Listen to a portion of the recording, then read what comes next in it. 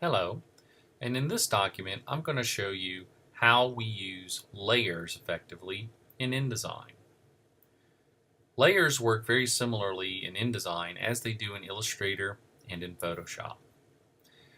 They're a way for us to have our designs become more effective. So for example, if I wanted to click on something, you may find that sometimes when you click on something, you keep clipping something else. A way to avoid that is by organizing your layers so that you can turn layers off if something is obstructing you being able to select something. So for example, I have all my photographs on one layer in this document.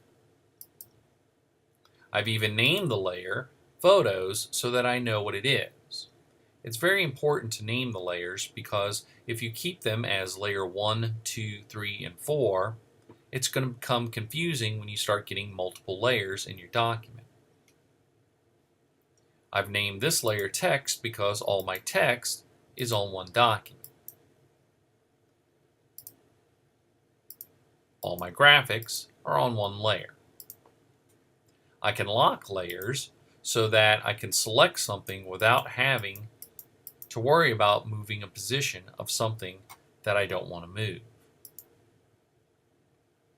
I can rename layers by simply double-clicking on them, and when the layer options box opens, simply naming the layer what I want.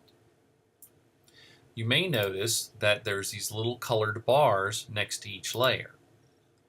That's a way that InDesign allows you to hover your mouse over something, and when it turns, the color of the bounding box will reflect the colors you see over here.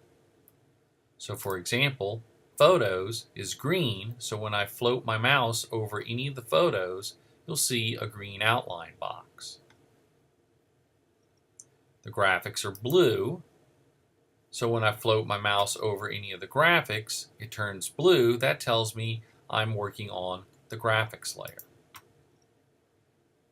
You can also rearrange the layers by just simply dragging and repositioning where you want them to go. This is how we deal with layers in InDesign.